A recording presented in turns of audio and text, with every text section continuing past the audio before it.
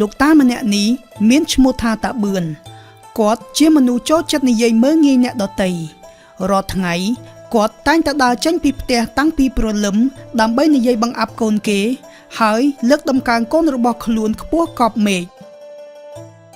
អាមួយនឹងសំមែនតើចូលមើល story ឯងរាល់ថ្ងៃវាមិនខ្ចីចុចបេះដូងឲ្យអាចឹងសុំតែប្តឹងយកលុយឯងអាណាណីហ្មងអត់លុយចាយមកពីមានលុយចាយមិនចេះគិតដល់តែពេលចេះគិតទើបដឹងថាអត់លុយចាយណែវុយអាម៉ៅហើយនេះខ្មៅទាំងមុខខ្មៅទាំងចិត្តចំជាមនុស្សខុសគេមែនអាមិនចេះអំមានរឿងអីគេមកដល់ឌៀលយកហ្មងមកពីឯងនឹងវាខុសគេខុសឯងអញមិនមែនចេះតែឌៀលទេមុននឹងឌៀលអញសុទ្ធតែមានផុសតាងច្បាស់លាស់បានអញឌៀលហើយវាថៃអំមានរឿងអីប្រាប់តិចមើលខ្ញុំធ្វើខុសអីមែនហើយមិនមើលនេះអញខំ share វីដេអូឲ្យសើចគេចុចសាយគ្រប់គ្នាហើយមិនបានឯងចុចមេដៃបាទខ្ញុំមើលអត់សាយផងមិនចុចមេដៃវាមិនដែលទេគេចុចសាយគ្រប់គ្នាហើយគ្រាន់តែចុចមួយដែរទៅវាងាប់មែនតែសំខាន់ខ្ញុំមើលហើយវាអត់ត្រូវសាយទេអ៊ំបើមើលហើយសើចខ្ញុំចុចហើយខុសគេហ្មងខុសគេឥឡូវមិនបាច់វែងឆ្ងាយទេឆាប់ចុចសាច់វិញភ្លាមបើមិនចុចទេដកមេដៃឯងក៏វត្តចោលទៅយ៉ាប់ហ្មងអ៊ំធ្វើដូចអារុកសើចហ្នឹងអស់ចានណាស់អញ្ចឹងហោះនេះខ្ញុំចុចរួចហើយអានឹងបានត្រូវហើយឲ្យចេះមើលគេមើលឯងផងកុំចេញមកខុសគេពេកបើថាមិនដឹងមើលអ្នកណាមើលតែគំរូកូនអញអាទិត្យអានោះវាមានមុខរបររកស៊ីមានលុយរាប់ពាន់ដុល្លារចុះឯងវិញមានអីខ្លះហើយមានអីមានទៅលុយអស់ហ្នឹងយកមកចែកខ្ញុំមែនបានខំនិយាយមែនអ៊ំចែកអីលុយគេខំរកចង់ងាប់មកចែកឲ្យអាមនុស្សខ្ជិលដូចឯងយ៉ាងម៉េចអើយបានអីអ៊ំអីបន្តិចកូនគាត់ល្អ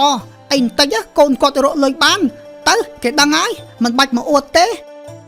យ៉ាប់មែនអានេះបានហើយអញខ្ជិលនៅជជែកជាមួយឯងទៀតណា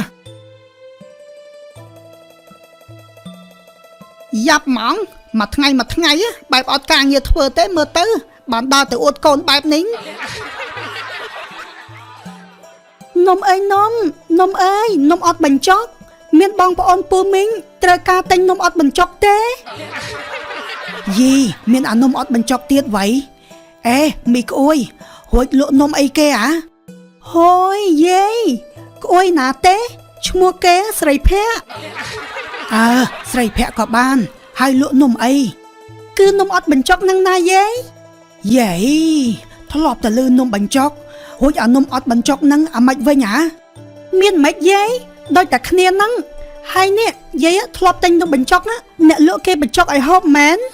អត់ទេទិញហើយគឺបញ្ចុកខ្លួនឯងនឹងហើយ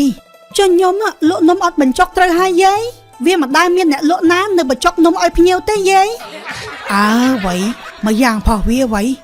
អញ្ចឹងដាក់ឲ្យយាយមកថងមកយីមីនាងនេះថ្ងៃមុនអញដូចជាឃើញធ្វើការរោងចក្រហើយថ្ងៃនេះនៅឆ្លៀតលក់នំទៀតចាអ៊ំចេះតែឆ្លៀតទៅធ្វើម៉េចបើជាពាក់លុយធនាគារបើមិនប្រឹងទេបានលុយណាសងគេហើយលក់មួយថ្ងៃបានប្រមាណលុយបានខំម្លេះតិចតួចនឹងអ៊ំមួយថ្ងៃបាន 40000 ដែរតាអូ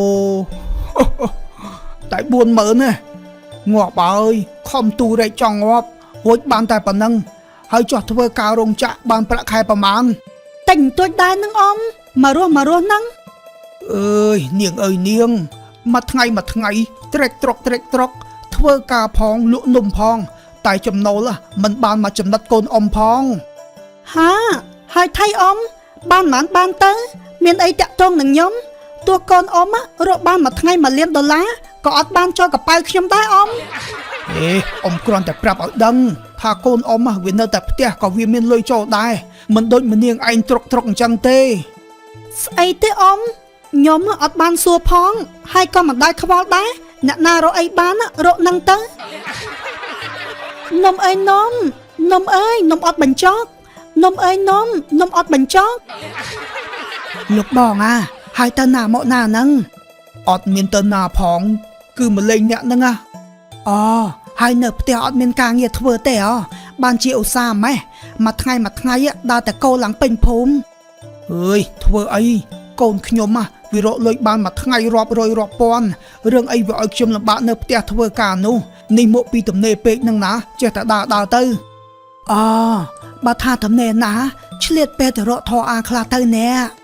អើយធរអីនេះខ្ញុំមិនទាន់ដល់អាយុដែលត្រូវចេះធរអាទេហើយចុះអាដូងកូនអ្នកវាទៅណាក្រែងវាទៅតែមកពីភ្នំពេញអីវាមិននៅទេណែមិញដូចជាប្រាប់ខ្ញុំថាយកឡានទៅលាងអីចំមានឡានជិះដែរអីអើយហើយអាដូងវាធ្វើការបានប្រាក់ខែប្រមាណដែរណែអេខ្ញុំដូចជាមិនដឹងដែរនេះកូនខ្ញុំវាមិនដែរប្រាប់ខ្ញុំផងអូយធ្វើជាម្ដាយគេមិនដឹងថាកូនធ្វើការបានប្រាក់ខែប្រមាណតែមិនអីទេចាំជួបវាចាំខ្ញុំសួរវាវិញក៏បានហួចអ្នកសួរបែបនេះចង់ដឹងធ្វើអីមានអីគ្រាន់តែចង់ដឹងថាវាខំរៀនច្រើនឆ្នាំហ្នឹងពេលចេញធ្វើការបានប្រាក់ខែប្រមាណដែរព្រោះអីកូនស្រីខ្ញុំវាមិនបានរៀនសូត្រអីផងនៅផ្ទះលក់តែទុរេនកាប់លុយយកតាណាអស់លោកបងអើយមនុស្សយើងវាសនាខុសគ្នាណាយកតែប្រៀបគ្នាមិននឹងកើតខុសអីអ្នកមនុស្សដូចតែគ្នាតើអេនេះមិនរឿងក្តៅហើយនេះខ្ញុំលាអ្នកទៅផ្ទះវិញហើយហើយតានេះមិនដឹងជាស្អីទេមួយថ្ងៃដើរទៅអួតកូនគាត់ហ្មងលុះល្ងាចឡើង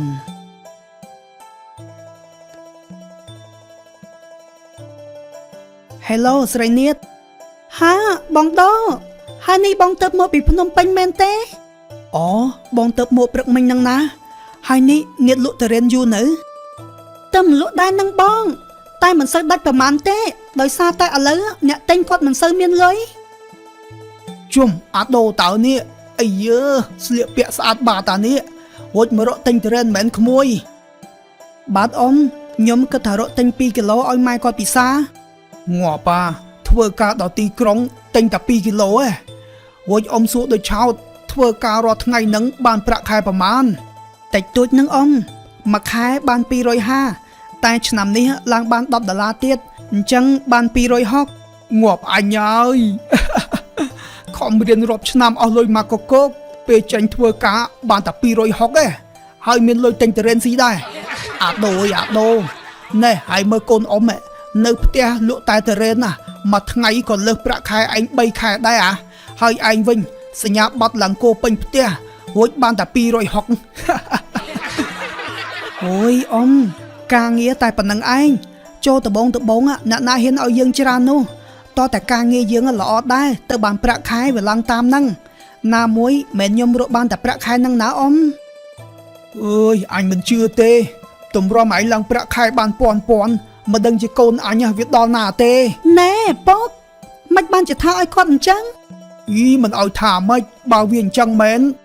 អត់អីទេនាតឆាប់ខ្ចប់តរៀនឲ្យបង2គីឡូមកណាហើយមានលុយគ្រប់អត់នឹងអាដូណែស្រីនាតមើលសេរីឲ្យវា5គីឡូទៅមិនបាច់យកលុយពីគ្នាទេអាណិតវាប្រាក់ខែតែ260ហើយឃ្លានស៊ីសុទ្ធតែតរៀនដឹងស្អីទេពុកបានហើយឈប់និយាយមើលអូអត់អីទេនាតនេះលុយបងលាសិនហើយណាអ៊ំខ្ញុំលាសិនហើយទៅចុះណែទៅធ្វើការវិញកុំភ្លេចសុំមេឡើងប្រាក់ខែ$5ទៀតផងណាយ៉ាប់មែនពុកចូលចិត្តតែមើងងាយគេទោះប្រាក់ខែគេប្រមាណក៏ដោយក៏មិនត្រូវសួរបែបនឹងដែរពុកហេមកពីពុកឃើញការវាមិនទាន់ធ្វើការវាខំរៀនអើយខំទៅពុកចង់ដឹងថារៀនហើយបានប្រាក់ខែប្រមាណហើយគេបានប្រមាណបានទៅពុកគេរកបានដោយរបៀបគេយើងរកបានដោយរបៀបយើងណាយីកូននេះឯងខំតសើវាមកថាឲ្យឯងទៀតថ្ងៃមិញដូចជាលឺម៉ែវាថាវាមានឡានជិះទៀតចង់ដឹងណាឡានមកអីសង្ស័យតែទិញឡានអេចាយមកជិះទៀតដឹងទៀតពុកតែដៀមដាមគេទៀតនៅផ្ទះលក់តែតរៀនដាច់ទៅពុកទៅតាមមួយផ្លែទេមកវិញហើយ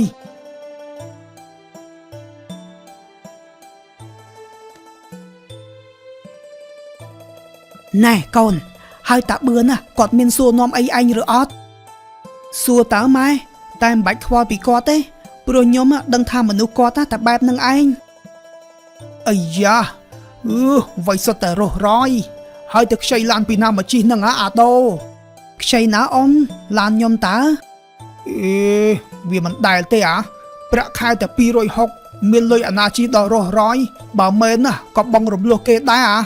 អត់ទេអ៊ំឡានហ្នឹងខ្ញុំទិញដាច់អត់មានបងរំលោះទេហើយប្រាក់ខែដែលខ្ញុំប្រាប់អ៊ំហ្នឹងគ្រាន់តែជាប្រាក់ខែគោលតើអ៊ំប្រាក់ខែគោលអាម៉េចហើយជាតថាធ្វើមើលទៅអ៊ំមិនដឹង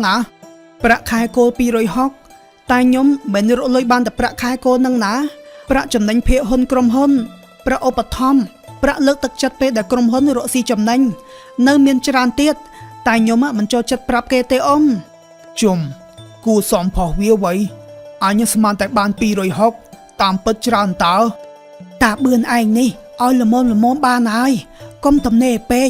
មួយថ្ងៃដើរតែបង្អាប់អ្នកនេះបង្អាប់អ្នកនោះអួតតែកូនខ្លួនឯងហើយធ្វើអញ្ចឹងធ្វើអីតាមានអីអ្នកទំនេរពេកមិនដឹងធ្វើអីមានតែដើរនិយាយអញ្ចឹងទៅអាក្មួយកូនអ៊ំវានៅទំនេរអត់ទាន់មានអ្នកយកទេអាក្មួយឯងចាប់អារម្មណ៍ឬអត់បាទអ៊ំចាប់អារម្មណ៍តែបើបានឲ្យក្មេកម៉ាក់អ៊ំឯងនេះទោះកូនស្អាតដូចទេវតាក៏ខ្ញុំអត់យកដែរអ៊ំដឹងខុសហើយតាអានេះទៅសេរីយកកូនអ៊ំហ្មងទៅណាយកអីគេអ៊ំខ្ញុំមានគូទៅដឹងហើយហ្នឹងចប់បាត់ហើយអញ្ចឹងមិនអីទេមេឃដូចជាបើកថ្ងៃក្តៅអ្វីអ៊ំសុំលាសិនហើយណាមេឃក្តៅណាទេអ៊ំនេះល្ងាចម៉ោង6ហើយហ្នឹងតែមិនអីទេអ៊ំទៅចុះណាអ៊ំទៅហើយអញ្ចឹងហើយយ៉ាប់តានឹងណា